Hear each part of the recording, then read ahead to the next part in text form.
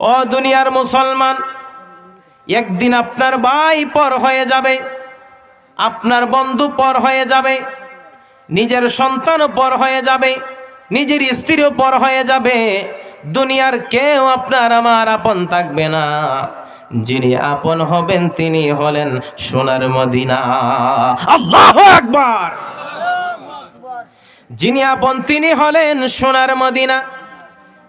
কারণ হচ্ছে রসূলের প্রতি মহব্বত যদি অন্তরের মধ্যে থাকে, আর আমলটা যদি আপনার ভালো হয়, নামাজ যদি সঠিকভাবে আদায় করতে পারেন, রোজা যদি সঠিকভাবে রাখতে পারেন, আল্লাহর সমস্ত হুকুম আহকাম যদি আপনি ভালোভাবে পালন করতে পারেন, আপনার নেক আমল যদি ভালো হয়, তাহলে আপনার সঙ্গী হয়ে যাবে আপনার নেক আমল। আর নেক আমল আপনার সঙ্গী হওয়ার কারণে আপনার কবরে কোনো চিন্তা নাই, কবরের মধ্যে কোনো চিন্তা নাই। আপনার কবর আমার আল্লাহ জান্নাতের বাগান বানিয়ে দিবে। এই জন্য দুনিয়ার জমিনের মধ্যে তাকায়, কম কম ইবাদতের মাধ্যমে বেশি বেশি নেক হাসিল করা যায়। কারণ উম্মতে মুহাম্মদীদেরকে মহান রব্বুল আলামিন অফার দিয়েছেন, আর কোন নবীকে রব্বুল আলামিন এইরকম অফার দান করেন নাই। এইরকম কোন নবীকে রব্বুল আলামিন এইরকম অফার দান করেন নাই। কারণ আমাদের উপর মহান রব্বুল আলামিন 5 ওয়াক্ত নামাজ ফরজ করেছেন, কিন্তু শুরুতে আমাদের উপর 50 ওয়াক্ত নামাজ ফরজ করা হয়েছিল। মহান রব্বুল আলামিনের কাছে আল্লাহর হাবিব বারবার যাইয়া যখন নামাজ কমাতে কমাতে 5 ওয়াক্ত নামাজ যখন নির্ধারিত করে দেওয়া হয়েছিল, তখন মহান রব্বুল আলামিন আল্লাহর প্যারা মাহবুব সাল্লাল্লাহু আলাইহি ওয়াসাল্লামকে বলেছিলেন, আপনার উম্মত যদি 5 ওয়াক্ত নামাজ সঠিকভাবে আদায় করতে পারে, আমি আল্লাহ তার আমলনামার মধ্যে 50 ওয়াক্ত নামাজের সওয়াব দান করে দিব। উম্মত যখন শাবান মাস তোমার সামনে হাজির হয়ে যাবে, নফল রোজা নফল বন্দেগীর মাধ্যমে নিজেকে অভ্যস্ত করে নাও। কারণ আপনার আমার মধ্যে আমরা অনেকেই আছি 5 ওয়াক্ত নামাজ সঠিকভাবে আমরা আদায় করতে পারি না। কিন্তু মাহে রমজানুল মুবারক কেমন একটা মাস, আপনি যদি রমজানুল মুবারকের মধ্যে একটা নফল নামাজ আদায় করেন, তাহলে অন্য মাসের ফরজের সমান হয়ে যায়। জোরে জোরে বলেন না সুবহানাল্লাহ। এই রমজানুল মুবারকের মধ্যে আপনি যদি 1 রাকাত ফরজ নামাজ আদায় করেন, অন্য মাসের 70টা ফরজের সমান। আল্লাহু আকবার। তাহলে মহান রব্বুল আলামিন এই পবিত্র মাহে রমজানুল মুবারকের মধ্যে উম্মতে মুহাম্মদীদেরকে এত এত নিয়ামত দান করেছেন। এত নিয়ামত পাওয়ার পরে যদি আমরা সেই রমজানুল মুবারক পাইয়া নিজের গুনাহ মাফ না করাইতে পারি, আমাদের মতন হতভাগা কপাল পোড়া কেউ হতে পারে না। কথা ঘন্টি কিনা? আল্লাহর হাবিবেও বলেছেন, কোন মানুষের যদি বাবা জীবিত আছে অথবা মা জীবিত আছে, অথবা উভয় মা এবং বাবা দুইজন জীবিত আছে, কিন্তু মা এবং বাবা জীবিত থাকা অবস্থায় রমজানুল মুবারকের মাসের মধ্যে জান্নাত অর্জন করতে পারল না, তার মতন হতভাগা কপাল পোড়া পৃথিবীর জমিনে কেউ হতে পারে না। ও আল্লাহর বান্দা বান্দিরা, আপনার জীবনের সূচনা থেকে এই পর্যন্ত আপনি চিন্তা করে দেখেন, আপনার মার সঙ্গে আপনি কেমন ব্যবহার করেছেন, আপনার বাবার সঙ্গে আপনি কেমন ব্যবহার করেছেন। যদি আপনার মা বা বাবা দুইজনের সঙ্গে যদি আপনি ভালোভাবে ভালো আচরণ যদি করতে না পারেন, আপনার মা এবং বাবাকে যদি আপনি ভালোভাবে কথাবার্তা বলতে না পারেন, আপনার মার সঙ্গে বাবার সঙ্গে যদি আপনার সম্পর্ক ভালো না হয়, তখন আপনি যখন কবরের মধ্যে চলে যাবেন, তখন আপনার কবরের মধ্যে জাহান্নামের আগুন ধাউ ধাউ করে জ্বলবে। কথা বলেন ঠিক কিনা? মা বাবার কথা মতো যেজন চলে না, সবাই মা বাবার কথা মতো যেজন চলে না, আল্লাহ নবীজির দয়া তারা পাবে না। সবাই আল্লাহ নবীজির জোরে মা বাবার কথা মতো যেজন চলে না সবাই, মা বাবার কথা মতো যেজন চলে না, আল্লাহ নবীজির দয়া তারা পাবে না সবাই। আল্লাহ মা বাবা অতি আপন তাদের তোমরা করো যতন, মা বাবা অতি আপন তাদের তোমরা করো যতন, মার কলি যাহে আগা দিলে খোদা মিলে না, মার কলি যাহে আগা দিলে খোদা সহে না, আল্লাহ নবীজির দয়া তারা পাবে না সবাই, আল্লাহ নবীজির দয়া। জোরে কোন মারহাবা। সম্মানিত হাজিরিন, গভীর মনোযোগ। তাহলে আল্লাহর নবী আমাদেরকে আদেশ দিয়েছেন, এই রমজানুল মুবারকের মতো নিয়ামতের মাস পাইয়া যদি মা বাবার খেদমত করিয়া জান্নাত অর্জন করতে না পারি, আমাদের মতন কপাল পোড়া পৃথিবীর জমিনে কেউ হতে পারে না। এই জন্য আল্লাহর হাবিবের তো কোনো গুনাহ নাই, কোনো নবীর কোনো গুনাহ আসেনি। আরো জোরে কোন আসেনি? কোন নবীর কোনো গুনাহ নাই, সমস্ত নবীগণ মাসুম। তাহলে নবী কেন নামাজ পড়লেন? নবী কেন রোজা রাখলেন? নবী কেন যাকাত দেওয়ার শিক্ষা দিলেন? নবী কেন হজ করার শিক্ষা দিলেন? এই হুকুম আহকাম আল্লাহ রব্বুল আলামিন আপনার আমার উপর জারি করেছেন। আল্লাহ কোরআনে বলেছেন, ওয়াকিমুস সালাহ, বান্দা নামাজ আদায় করো, আস-সাওম রমাদান, রমজান মাসে রোজা রাখো। আল্লাহ রব্বুল আলামিন আপনার আমার উপর নামাজ এবং রোজা ফরজ করে দিয়েছেন। ধনী বলেন, গরিব বলেন, যা কিছুই বলেন না কেন, সবার উপরে মহান রব্বুল আলামিন নামাজ এবং রোজা ফরজ করে দিয়েছেন। অবশ্যই এটা আদায় করতে হবে। আল্লাহর পেয়ারা মাহবুব সাল্লাল্লাহু আলাইহি ওয়াসাল্লাম তিনি তো নিষ্পাপ, আমল করার তো কোনো প্রয়োজন ছিল না। তারপরেও কেন আল্লাহর হাবিব নামাজ আদায় করলেন, রোজা রাখলেন? ও দুনিয়ার মুসলমান, কারণ আল্লাহ কোরআনুল কারীমে ওয়াকিমুস সালাহ, নামাজ আদায় করার জন্য বলেছে, কিভাবে আদায় করব সেটা বলে নাই। রোজা রাখার জন্য বলেছে, কিভাবে আদায় করব সেটা বলে নাই। আল্লাহর হাবিব নামাজ পড়িয়া রোজা রাখি আমাদেরকে সেই আদর্শ শিক্ষা দিয়েছে। আল্লাহর হাবিব সেই আদর্শ আপনাকে আমাকে শিক্ষা দিয়েছেন। এই জন্য আল্লাহর হাবিবের আদর্শ আমাদের মধ্যে বাস্তবায়ন করতে হবে। আল্লাহর হাবিবের সেই আদর্শ যদি আপনার আমার মধ্যে বাস্তবায়ন করতে পারি, তাহলে আমাদের দুনিয়াতেও কোনো চিন্তা নাই, আখিরাতেও কোনো চিন্তা নাই। আল্লাহর জান্নাতের জন্য টেনশন করা লাগবে না। আল্লাহর নিয়ামত জান্নাত ওই বান্দা বান্দির জন্য, ওই বান্দা বান্দির কদমের কাছে হাজির হয়ে যাবে। এই জন্য আগে জান্নাতের মালিককে খুশি করতে হবে। জোরে বলেন, কাকে? জান্নাতের সেই মালিককে খুশি করতে হবে। আল্লাহ পাক রব্বুল আলামিন বলেন, আতিউল্লাহ ওয়া আতিউর রাসূল। আল্লাহ রব্বুল আলামিনকে যদি পাইতে চাও, অনুসরণ অনুকরণ করতে চাও, আমার বন্ধু মুস্তাফাকে অনুসরণ করো।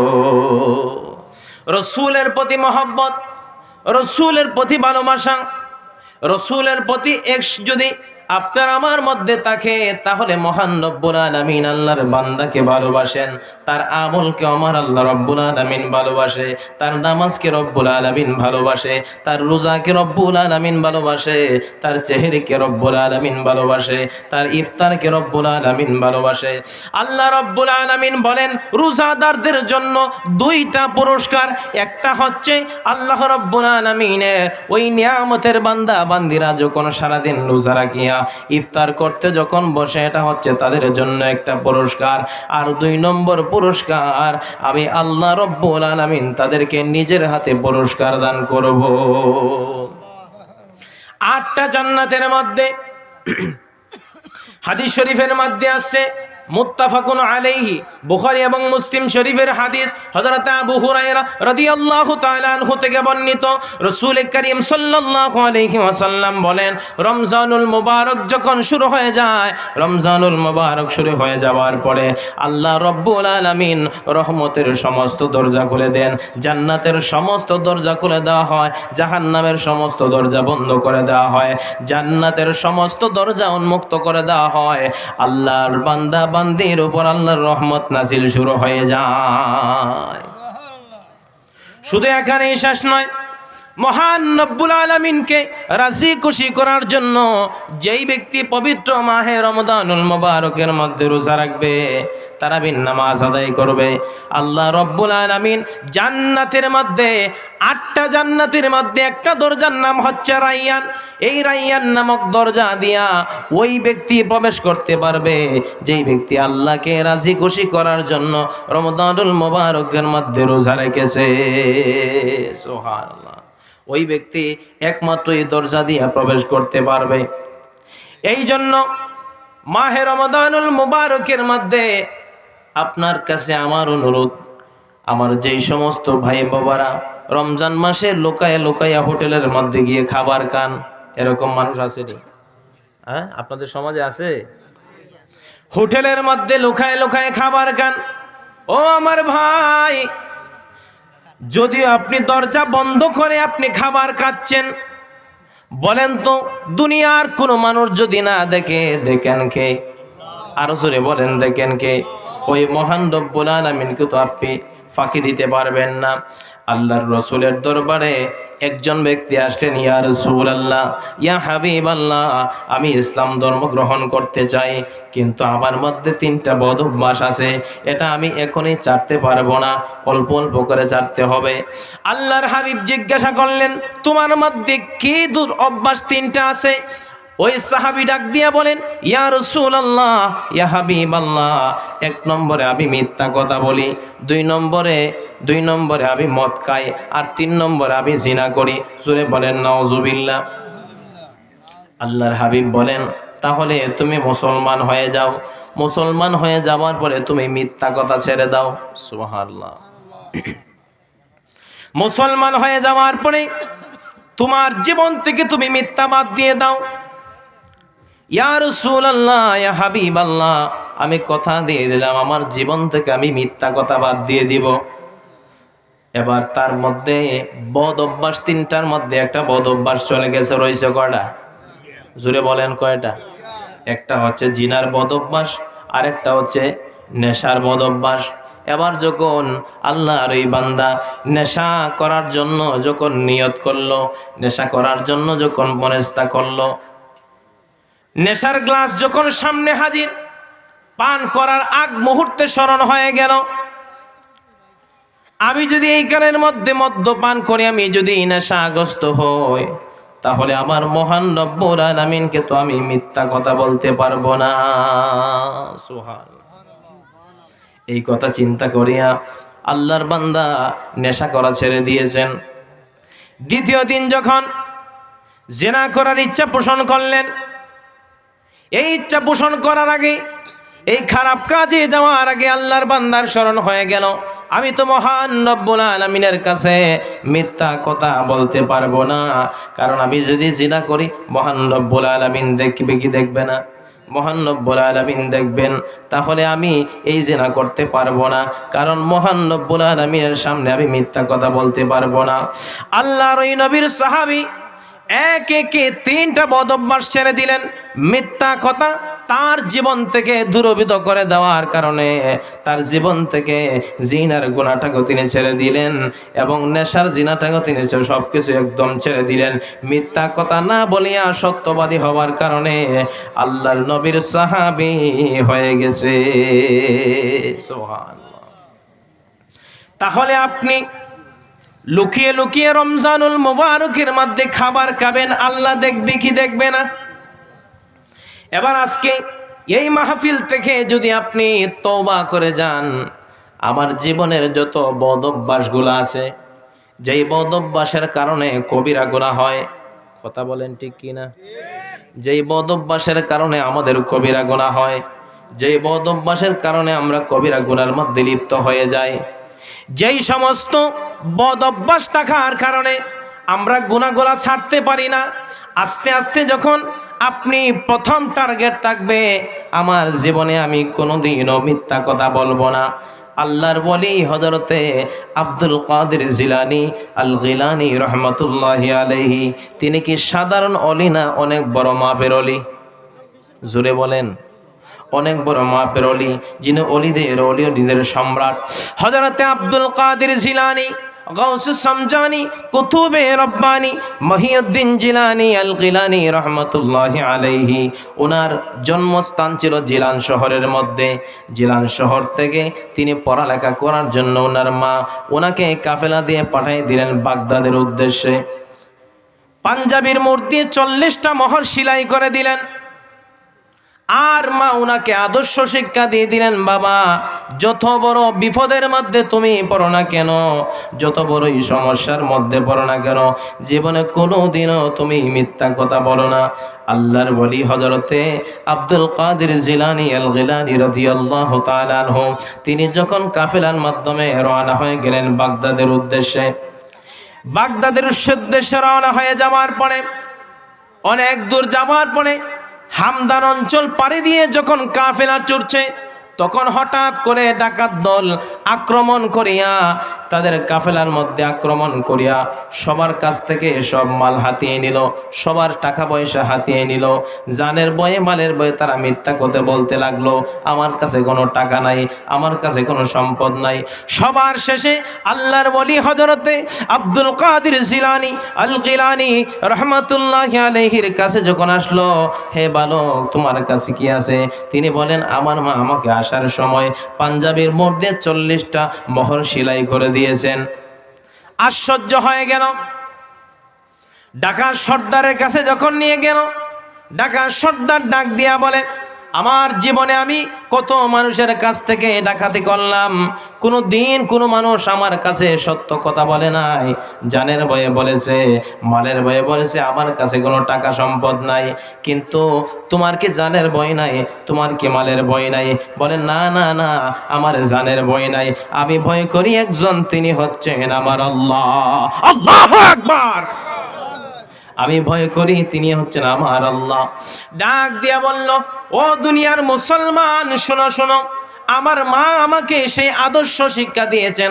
আমার মা বলেছেন, আমি যেন যত বড়ই বিপদের মধ্যে পড়ি না কেন, কখনোই যেন আমার জবান দিয়ে আমি মিথ্যা কথা না বলি। আমার মার আদর্শ আমার মধ্যে আমি বাস্তবায়ন করেছি। আমার আল্লাহকে আমি ভয় করি, এই জন্য আমি কখনোই মিথ্যা কথা বলতে পারবো না।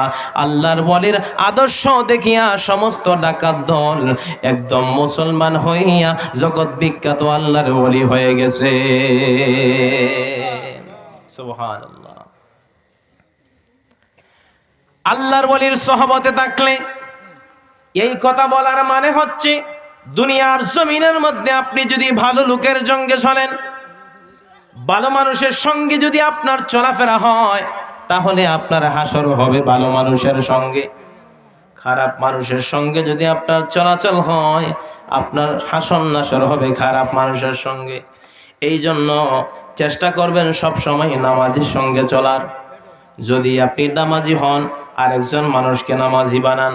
যদি আপনি রোজাদার হন, আরেকজন মানুষকে রোজাদার বানান। এই রকম ভাবে আল্লাহর একজন নেককার বান্দা বান্দির সঙ্গী যখন আরেকজন, যখন বেনেককার যখন আরেকজন নেককার বান্দা বান্দির সঙ্গী যখন হয়ে যাইবে, ওই ব্যক্তির সংস্পর্শে থাকার কারণে ওই ব্যক্তিও আল্লাহ ওয়ালা হয়ে যাবে, ওই ব্যক্তিও আল্লাহর মাহবুব বান্দা হয়ে যাবে।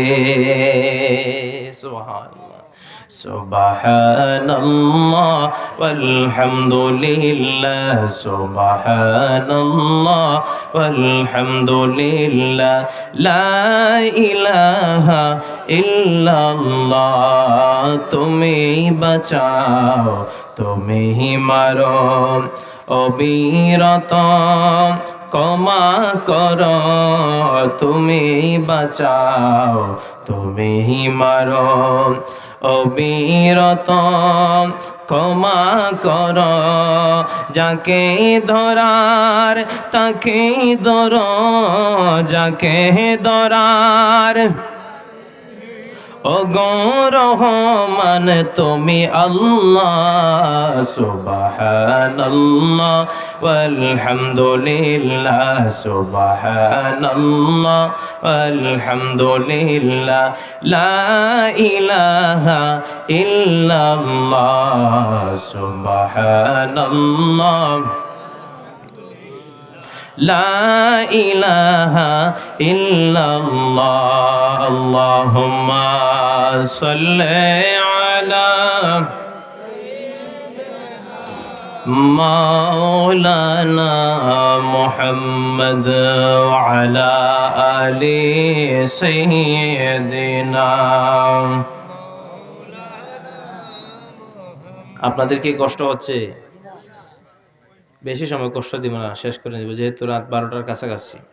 তাহলে একটা জিনিস মনে রাখবেন, যদি আপনি ভালো মানুষের সঙ্গে চলেন তাহলে আপনার হাসর হবে ভালো মানুষের সঙ্গে। খারাপ মানুষের সঙ্গে যদি চলেন হাসর হবে খারাপ মানুষের সঙ্গে। এই জন্য ভালো লোকের সঙ্গে চললে দুনিয়াতেও ফায়দা হয়, আখিরাতেও ফায়দা হয়। আপনি যদি চুগলখোরের সঙ্গে চলেন আপনি হয়ে যাবেন চুগলখোর। একটা জিনিস মনে রাখবেন, একজন মানুষ যদি আপনার কাছে আসি আরেকজনের গীবত বলে, তাহলে তার কাছে আপনি আপনার কোনো কথা বলিয়েন না। কেন? সে যেহেতু অন্য মানুষের কথা আপনার কাছে বলতে পারছে, আপনার কথা অন্য মানুষের কাছে বলতে তার কোনো দ্বিধাবোধ করিবে না। এই জন্য এই সমস্ত মানুষ হচ্ছে সমাজের সবচেয়ে নিকৃষ্ট মানুষ, যারা গীবত করে, যারা চুগলখড়ি করে, মানুষের বদনাম লুটায় বেড়ায়। কথা বলেন ঠিক কি না? এই সমস্ত মানুষ সমাজের মধ্যে সবচেয়ে নিকৃষ্ট। তো আল্লাহ পাক আমাদেরকে এই সব থেকে যেন হেফাজত করেন, জোরে বলি আমিন। আর মিথ্যা থেকে আল্লাহ পাক যেন আমাদেরকে হেফাজত করেন, জোরে বলি আমিন। মিথ্যা মানুষকে একদম কি করে দেয়? ধ্বংস করে দেয়। মিথ্যা মানুষকে কি করে? ধ্বংস করে দেয়। এই যে আমার যুবক ভাইয়েরা, আপনাদের বয়স শুধুমাত্র শুরু হয়েছে, এই সময়টা ইবাদতের মধ্যে কাজে লাগান। মোবাইলের মধ্যে ফ্রি ফায়ার খেলে, পাবজি খেলে সময় নষ্ট করিবেন না। আল্লাহর হাবিব বলেন, যৌবনকালের ইবাদত আল্লাহর কাছে তাড়াতাড়ি কবুল হয়। সুবহানাল্লাহ। ডাকের একটা কথা আছে, যৌবনকালের এক ডাক আর বৃদ্ধকালে 40 ডাক। আগের দিনের মুরব্বীরা এই কথা বলতেন যে যৌবনকালের এক ডাক আর বৃদ্ধকালের 40 ডাক। তো এই জন্য আপনি যদি এই যৌবনকালে এই সময়টায় যদি আপনি আল্লাহর ইবাদতে মশগুল হতে পারেন, তাহলে আপনার বৃদ্ধকাল আপনার জন্য সহজ হয়ে যাবে। যদি বলেন সুবহানাল্লাহ। আপনি আগে কষ্ট করতে হবে, পরে না মিষ্টি পাবেন। ঠিক না বেঠিক? কষ্ট না করলে কি মিষ্টি পাওয়া যায়? কথা বলেন। দুনিয়াতে আমরা সামান্য সময়ের জন্য আসি, ক্ষণিক সময়ের জন্য আসি। দুনিয়ার 50,000 বছর, আখিরাতের মাত্র একদিন। কয়দিন? মাত্র একদিন। এজন্য আমরা কেউ পৃথিবীর জমিনে থাকবো না, সবাইকে একদিন কবরে যেতে হবে কি হবে না? জোরে বলেন, হবে কি হবে না? তো কবরে যাওয়ার আগে কবরের সামানটা জোগাড় করার দরকার আছে না? যখন আপনি চক্ষুটা মুছবেন, এই সমগ্র পৃথিবী অন্ধকার হয়ে যায়। আপনার দেহ থেকে যখন রুহটা বাহির হয়ে যায়, তখন সেই দেহের আর কোনো দাম থাকে না। আপনি মরহুম হয়ে যাবেন, সেই লাশের আর কোনো দাম থাকে না। সম্মানিত হাজিরিন, গভীর মনোযোগ। আপনি সারা জীবন আপনার সন্তানের জন্য কত মায়া, কত মহব্বত, আপনার স্ত্রীর জন্য কত মায়া, কত মহব্বত, কিন্তু আপনি যখন পৃথিবীর জমিন থেকে বিদায় হয়ে যাবেন, রুহটা যখন আলাদা হয়ে যাবে, রাতের বেলা বাবা যখন মারা যায়, যদি বলেন সন্তানকে তোমার বাবার লাশটাকে পাহারা দাও, শয়তান ডাক দিয়ে বলবে না না না, আমি লাশ পাহারা দিতে পারবো না, আমি ভয় পাই। ঠিক না বেটি? যে স্ত্রীকে সাথে নিয়ে সারা জীবন আপনি কাটাইলেন, রাতের বেলা স্বামী যখন মারা যায়, রাতের বেলা স্বামী মারা গেলে যখন স্ত্রীকে বলা হবে তোমার স্বামীর পাশে তুমি আজকে তার লাশটাকে পাহারা দাও, স্ত্রী ডাক দিয়ে বলবে না না, আমি আমার স্বামীর লাশকে পাহারা দিতে পারবো না, আমি ভয় পাই। ও দুনিয়ার মুসলমান, একদিন আপনার ভাই পর হয়ে যাবে, আপনার বন্ধু পর হয়ে যাবে, নিজের সন্তানও পর হয়ে যাবে, নিজের স্ত্রীও পর হয়ে যাবে। দুনিয়ার কেউ আপনার আমার আপন থাকবে না। যিনি আপন হবেন তিনি হলেন সোনার মদিনা। আল্লাহু আকবার। যিনি আপন তিনি হলেন সোনার মদিনা। কারণ হচ্ছে রসূলের প্রতি মহব্বত যদি অন্তরের মধ্যে থাকে, আর আমলটা যদি আপনার ভালো হয়, নামাজ যদি সঠিকভাবে আদায় করতে পারেন, রোজা যদি সঠিকভাবে রাখতে পারেন, আল্লাহর সমস্ত হুকুম আহকাম যদি আপনি ভালোভাবে পালন করতে পারেন, আপনার নেক আমল যদি ভালো হয়, তাহলে আপনার সঙ্গে হয়ে যাবে আপনার নেক আমল। আর নেক আমল আপনার সঙ্গে হওয়ার কারণে আপনার কবরে কোনো চিন্তা নাই, কবরের মধ্যে কোনো চিন্তা নাই। আপনার কবর আমার আল্লাহ জান্নাতের বাগান বানিয়ে দিবে। এই জন্য দুনিয়ার জমিনের মধ্যে তাকায়, কম কম ইবাদতের মাধ্যমে বেশি বেশি নেক হাসিল করা যায়। কারণ উম্মতে মুহাম্মদীদেরকে মহান রব্বুল আলামিন অফার দিয়েছেন, আর কোন নবীকে রব্বুল আলামিন এইরকম অফার দান করেন নাই। এইরকম কোন নবীকে রব্বুল আলামিন এইরকম অফার দান করেন নাই। কারণ আমাদের উপর মহান রব্বুল আলামিন 5 ওয়াক্ত নামাজ ফরজ করেছেন, কিন্তু শুরুতে আমাদের উপর 50 ওয়াক্ত নামাজ ফরজ করা হয়েছিল। মহান রব্বুল আলামিনের কাছে আল্লাহর হাবিব বারবার যাইয়া যখন নামাজ কমাতে কমাতে 5 ওয়াক্ত নামাজ যখন নির্ধারিত করে দেওয়া হয়েছিল, তখন মহান রব্বুল আলামিন আল্লাহর প্যারা মাহবুব সাল্লাল্লাহু আলাইহি ওয়াসাল্লামকে বলেছিলেন, আপনার উম্মত যদি 5 ওয়াক্ত নামাজ সঠিকভাবে আদায় করতে পারে, আমি আল্লাহ তার আমলনামার মধ্যে 50 ওয়াক্ত নামাজের সওয়াব দান করে দিব। শুধু এখানেই শেষ নয়, আল্লাহর হাবিব বলেছিলেন, ওগো রব্বুল আলামিন, আপনি তো আমাকে দিদার দিয়েছেন, কিন্তু আমার উম্মতেরা আপনি রব্বুল আলামিনকে কি দেখতে পারবে না, আপনার দিদার কি পাবে না। তখন মহান রব্বুল আলামিন ডাক দিয়ে বলেছিলেন, ওগো বন্ধু, আপনার উম্মত যখন নামাজের মধ্যে সিজদার মধ্যে লুটায় পড়বে, আমি আল্লাহর কুদরতি কদমের মধ্যে যখন সিজদা দিবে, তখন আমি আল্লাহ আমার বান্দাকে নামাজের মধ্যে যাইয়া দেখা দিব। আসসালাতু মি'রাজুল মুমিনিন, নামাজ হচ্ছে মুমিনদের জন্য মেরাজ। সুবহানাল্লাহ। এই নামাজ হচ্ছে মুমিনদের জন্য মেরাজ। এই জন্য যখন একজন মানুষ মুসলমান হয়, মুসলমান হওয়ার পরে তার সর্বপ্রথম কাজ হচ্ছে নামাজ। সুবহানাল্লাহ। একজন মানুষ যখন মুসলমান হয়, মুসলমান হওয়ার পরে তার সর্বপ্রথম কাজ হচ্ছে নামাজ। যদি একজন মানুষ ফজরের নামাজের আগে মুসলমান হয়, তাহলে তার কাজ হচ্ছে ফজরের নামাজ আদায় করা। যদি জোহরের নামাজের আগে মুসলমান হয়, তার কাজ হচ্ছে জোহরের নামাজ আদায় করা। যদি আসরের নামাজের আগে মুসলমান হয়, তার কাজ হচ্ছে আসরের নামাজ আদায় করা। যদি মাগরিবের নামাজের আগে মুসলমান হয়, তার কাজ হচ্ছে মাগরিবের নামাজ আদায় করা। এশার নামাজের আগে যদি মুসলমান হয়, তার কাজ হচ্ছে এশারের নামাজ আদায় করা। এর মানে হচ্ছে ইসলামের মধ্যে যখন আপনি দাখিল হবেন, ইসলামের মধ্যে দাখিল হওয়ার পরেই আপনার কাজ হচ্ছে নামাজ আদায় করা। সুবহানাল্লাহ। এই জন্য এই পৃথিবীর জমিনের মধ্যে আমরা যতদিন বাঁচব, কবরের সামান তৈরি করে কবরের মধ্যে যেতে হবে, আখিরাতের কামাই করে কবরের মধ্যে যেতে হবে। হয়তো আজকে আমার কথা অনেকের কাছে ভালো লাগতে পারে, অনেকের কাছে ভালো নাও লাগতে পারে, কিন্তু যেদিন বিচার কার্য শুরু হয়ে যাবে, হাশরের ময়দানের মধ্যে আল্লাহর বান্দা বান্দি যখন কাঠগড়ার সামনে দাঁড়ায় যাবে, তখন মহান রব্বুল আলামিন সর্বপ্রথম আল্লাহর বান্দা বান্দির নামাজের হিসাব নেবেন। রাসূলকে জিজ্ঞাসা করা হলো, ইয়া রাসূলুল্লাহ, ইয়া হাবিবাল্লাহ, হাশরের ময়দানে সর্বপ্রথম কিসের হিসাব নেওয়া হবে? আল্লাহর হাবিব বলেন, আউয়ালু আউয়ালু মা ইউহাসাবু বিহিল আবদু ইয়াউমাল কিয়ামাতিস সালাহ, সর্বপ্রথম কিয়ামতের ময়দানে নামাজের হিসাব নেওয়া হবে। এই জন্য আসসালাতু মিরাজুল মুমিনিন, নামাজ হচ্ছে মুমিনদের জন্য মেরাজ। এই নামাজ হচ্ছে জান্নাতের চাবি। নামাজকে ত্যাগ করা যাবে না, নামাজ পড়তে হবে। নামাজের পরে দুরূদ শরীফ পড়তে হবে, নামাজের পরে তাসবিহ তাহলিল আদায় করতে হবে। একটা আমল আপনাদেরকে আমি শেয়ার করে যাই, 5 ওয়াক্ত নামাজের পরে লা ইলাহা ইল্লাল্লাহু মুহাম্মাদুর রাসূলুল্লাহ কালিমা শরীফ যে ব্যক্তি 10 বার পাঠ করবে, 10 বার পাঠ করবে, মহান রব্বুল আলামিন তাকে ঈমান নসিব না করাইয়া মওত দান করবে না।